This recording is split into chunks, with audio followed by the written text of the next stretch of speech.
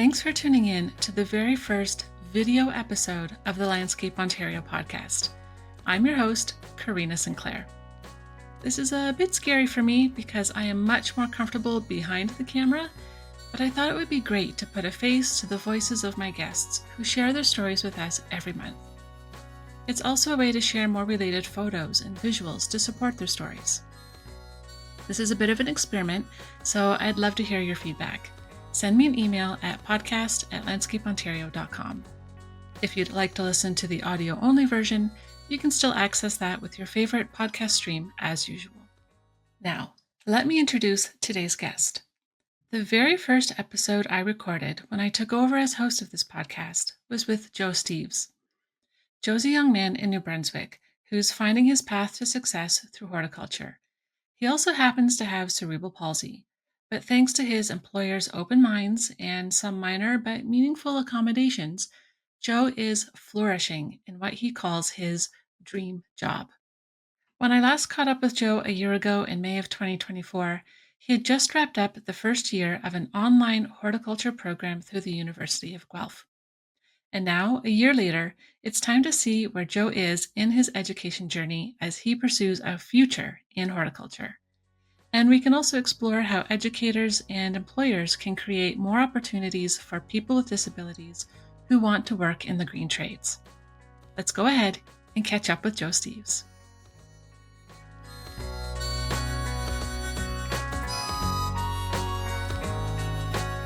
Thanks for coming back to the podcast, Joe. This is your third time on the Landscape Ontario podcast, and I like to keep revisiting with you because you have such an interesting story as a young person who is exploring and discovering what a life in the green trades can mean to you. You've had a lot happening in this first year. The last time we spoke, you had just finished your first year with a certification program at the University of Guelph. Talk to me about what's happened with you with your education since. Yeah, thank you so much for having me on today. So I'm in the process of getting my Guelph horticulture certification through the Open Ed learning program.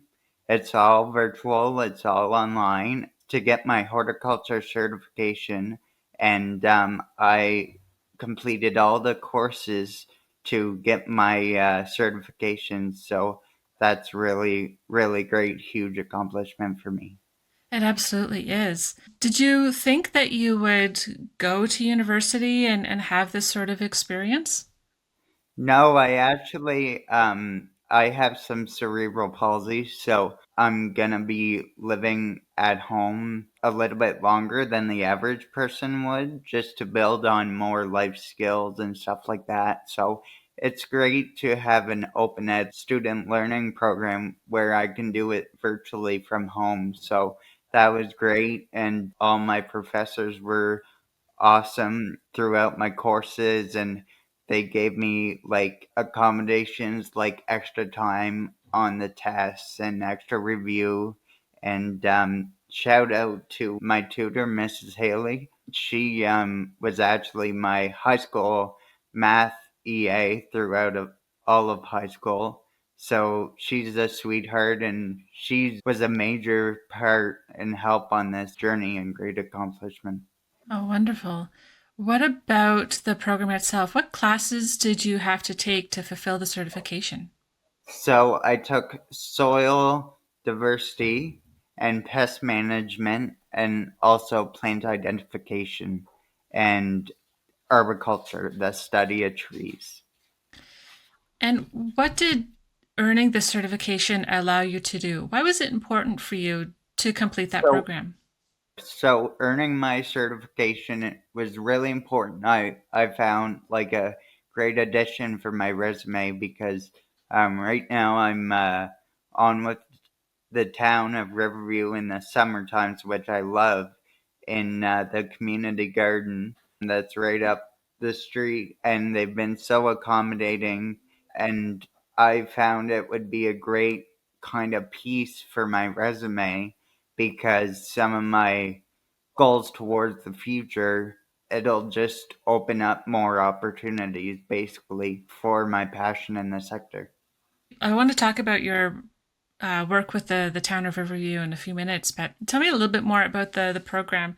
I saw a photo of you holding up your certificate, and not only had you completed the program, but it said with distinction. So, what did you have to do to earn with distinction? I wasn't aware that it would say with distinction, honestly. I just thought I was getting my certification. And yeah, I opened it and I was honored that it said that. And I just really enjoyed my courses. And I think my professors kind of knew that I was really enjoyed them and worked hard at it and really gave it my all. So it was a nice little surprise actually because I didn't realize it was going to say that. And over the course of your studies, being that this was an online program, that it was with the University of Guelph, which is in Ontario, and you are in New Brunswick, what sorts of habits did you have to develop or practices to set yourself up for success, knowing that this was a different learning experience? So for sure, I'm back in New Brunswick, and I just set up morning routines, get up, get myself something to eat, and make sure I'm nourished, and kind of like set up time slots of when I would study. So downstairs, I have a study room full of plants, very inviting, and we spruced my study room up so well to get me inspired to really get into my courses. So, yeah, just having those routines and stuff like that to kind of balance out your workload throughout the weeks. So, not only were you learning about plants, you had surrounded yourself with plants for success. I think that that's Yeah, pretty for cool. sure. With some of your courses, did you learn anything that maybe opened up your eyes to a different part of horticulture that you hadn't considered pursuing before? Did it make you go, oh, I didn't realize that that's something I could learn even more about and go in that direction? So, yeah, like there was certainly a lot of interesting aspects within my courses. I took plant identification, soil diversity, pest management, and arboriculture. And there's so many topics within those courses that really I didn't even think of would be in my courses. They were just very interesting and fun to learn. So these courses are great. I love working remotely here in New Brunswick, and they really have a great online platform. Now, how do you study certain things that have a physical quality? Like if you did have different samples of soil in front of you, or perhaps the physical element of going out and looking at trees. How do you do something like that online when you might go out as a group with the instructor to see things in person? So yeah, exactly. There's activities throughout the courses. So it just is all very scheduled and you can take breaks and go outside and as if you were working in a group, but just go and learn and take photos and discover yourself outdoors and then bring all your findings back with pictures through email, and so it's very hands-on even though it's remote. Okay, very good. I imagine there's a lot of people who are wondering how that might work out, but it sounds like the system was ideal for you. Yeah, for sure. I Okay. love it. So now let's go back and talk about where you're working now. You've completed this program. You're working with the town of Riverview as their community garden facilitator. You had started that role last year, and at that time you said that this was your dream job. Did that Yeah. over the course of the summer, did that feel and continue to feel like your dream job? Oh, wow, for sure. Yeah, I just love it up there at the community garden. The people are so friendly. The town's been amazing and provided me with a lot of accommodations. Huge shout out to Alicia, my boss, who is absolutely amazing. And really, with the CP and things that I can work on to get myself better, is kind of like retention in having to do multiple tasks. So she just sends me sends me notes on my phone and reminders and stuff like that because she knows if I get too many tasks in a row that I might forget a few things, and that's just because of the CP. And it's just, she's been so accommodating. In the garden aspect, I just love it. Like, we have food bank plots that I take care of all summer and grow crops for the food bank. And there's also a landscape aspect of the job, like keeping the whippersnipping, like the grass, the gardens looking good, and helping people with their gardens, edging and helping them weed from time to time if they need help, like if seniors have mobility issues or anything. I love to help them with their garden, and they make me smile every day. So it's just like you said, a dream job for me. Do you have any fun stories of interacting with people in that community space?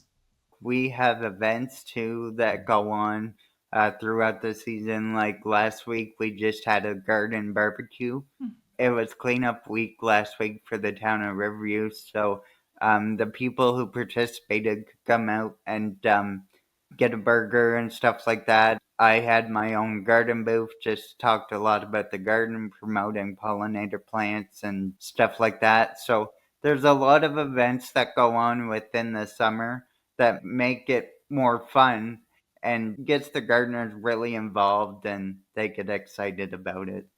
So you had your own booth to help educate local residents about pollinator gardens. That's pretty cool. Um, yeah, so I had my own booth. I would talk stuff about the garden, like I promoted to plant pollinator plants in your garden. It's so important and just attracts a lot of wildlife and bees and stuff like that. So it's great. Oh, I love that. That it seems that you're building community within that community space and helping getting others excited about the ecosystems and different kinds of plant techniques, and then just being part of those events that get people together and outside and enjoying the outdoors together. That's one of the great things about working in landscaping is creating spaces for people to come together. Oh yeah, and I take a lot of pride in making the garden look really good, and I just really love doing stuff like that, and I've had a lot of help through that because the garden is so big. We have 45 to almost 50 in-ground plots and then 9 raised garden beds. So lots of the time Alicia and my coworkers will help me get the garden all cleaned up and looking good so we can be on track to plant and stuff like that for the food banks. So it's really awesome. Wow. Now you mentioned Alicia there, and that one of the accommodations that she's been able to do with you is just to send some written reminders. Because anyone who's spent time in a garden knows that there's always a long list of to dos, and Oh it yeah, for and sure. and it's not that you can't do it. Like you know how to do it. You're physically capable, but keeping track of all of that is a bit more of a challenge. So that simple accommodation of getting little reminders in written form allows you to keep going without missing out on the opportunity to complete your job. Yeah, exactly. I it's really awesome. She's been amazing, and huge shout out to everybody there. Like the town of Riverview is an awesome place to work, and I hope that this turns into something. They're gonna actually try me in maintenance after the summer season's over in the garden. I'm not sure what they'll have me doing in maintenance, but it's just kind of like a trial thing that I get to have this amazing opportunity at. Okay. So there could be quite a broad range of skills that you'll pick up with that. And it's nice to have some employment over the winter because it can be a seasonal job working in landscaping. So to have that year round employment must feel pretty great. We'll see where it goes. My dream is to have an all year round job, like you said. That would alleviate a lot of stresses for me and just fulfill that goal because I just need to make a living all year round, right? So Mm. this is just again an incredible opportunity, and I hope it all goes well, and I'll be able to impress them. And yeah, that's one of my big goals, I guess. Now, there's a big difference between being given a job and being a valued member of the team. It sounds like the town is really looking at you as a valued member of the team. And how can landscape or horticulture businesses, employers create that sort of an supportive and inclusive work environment to help people with disabilities thrive and find a space within that team? I'm a very open person about my cerebral palsy, so I know what I struggle with. Like, if we had a list of tasks or something like that, I'd have to have my phone handy to write them down and just little reminders and stuff like that. So, just the big thing is just be yourself and just be your own advocate. I've worked on that throughout a couple of years, and I just really found a difference when you were open and honest. When I first interviewed you on the podcast about 2 years ago, you had told me about how the pruning and deadheading and working with the flowers in a greenhouse really helped with your fine motor skills, which was something that was an issue caused by cerebral palsy. Is that still a sort of therapy for you? It's awesome. I get to weed every day, and I'm so much more stable. So it's like therapy every day for my fine motor. So when you have a break over the winter, do you find you have to start over again in the spring, or has it been gradually better year over year? Yeah, well, in the off season, I work out. I have a home gym downstairs, so I can keep my muscle tone up, and I found myself pretty consistent at it, just so I wouldn't have a harsh transition getting back into such a physical job. That's really smart. So that when you hit the spring season and you have to pick up bags of soil, push wheelbarrows, pull weeds, it's not a shock to the system. Right, exactly. Okay. And I have really felt and experienced quite the difference from working out in the off season and being back. So it's really great. Is it just a like a physical sort of therapy? Are there any other benefits? Oh, definitely. I'd say mental too, because it's just I love nature. I'm such a nature guy, and it's a passion. So I just go into work every day feeling great. I come home covered in dirt from head to toe, and I love it. And it's just such rewarding work for me, and especially that I feel a big difference come the end of the summer regarding my stability. What might you say to people who maybe have physical challenges or some sort of disability, and they might be looking at landscaping and horticulture and going, "I want to work in that field, but I don't know if I could handle the physical challenges or the labor involved in it." What might you say to them? Yeah, I would say just never give up and just keep moving forward and just love what I do. And yes, I have CP, but I've just been able to get accommodated. And again, the town's been absolutely amazing. So just try to make a difference and work hard, and eventually you'll be able to achieve your goals. And just take comfort in knowing that you're supported and in some cases accommodated. Hmm.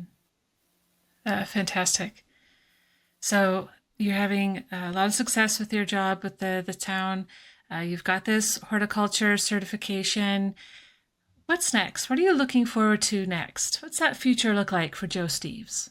So the future for me, after I am done in the garden for another year, I have the option of getting my diploma in horticulture, but I'm okay with the certification right now because I'm not sure what they're going to have me doing in maintenance and for how long. So I'll probably be able to stay in the garden till like the beginning of November. Mm. And then just my dream is to impress them there and hopefully gradually make my way up to getting that goal to being full time down the road. Have you thought about what that might look like in 5 or 10 years from now? So yeah, I'm just gonna keep giving it my all in the community garden, and I just love the landscape aspect of it, and love my work, and I get to try a great opportunity working in maintenance. So down the road, I would like to achieve a role in maintenance in the off season, and that would just be a dream, just to kind of eliminate the seasonal aspect of the job, so I can make a living. And down the road, not having to deal with the seasonal aspect because I just want to make a living, like I said. Some of your work experience in the past few years has involved working in a greenhouse, the community gardens, you've been on a couple of farms. What do you think you like best, being outdoors, being in the greenhouse, a combination of the two? And when you get up and you go, I get to go do this. What is it that you're most excited about getting to go do? Well, I'm just really excited that I have a job that I can be outside and still embrace nature because I'm a big nature guy. And I just love working outside and the aspect of growing food. And there's so many different aspects working in the community garden. So it's great. It's the best of both worlds because you get to work outside, and I usually work primarily alone in the garden most days. I just love the outdoor aspect, and it's just what I'm passionate about, and the greenhouse is just so awesome. It makes me happy every day. Well, isn't that what everybody would wish to be able to say, right? To look at their job and go, that makes me happy every day. So Oh I'm yeah, for I'm so sure. glad you found that, Joe. That's amazing. Yeah, thank you so much. Hopefully all goes well. I'm sure it will. It sounds like you're off to a great start already. And I look forward to hearing about all your success in the coming years. Yeah, thank you so much for having me on, and this is an incredible opportunity. So I'm just gonna keep being me, and let's see like how it goes. Maybe I can build something here, like a career. I would love to build a career here.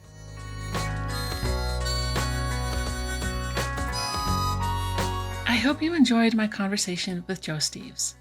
Once again, I am delighted to share proof that there really is room for everyone in the green trades. You can see how just a few tweaks can make space for someone to bring all their enthusiasm, passion, and knowledge to your team. Let's share more of these stories. If you know someone working in landscaping or horticulture who has had a life-changing experience by stepping outside of their comfort zone, reach out to me at podcast@landscapeontario.com.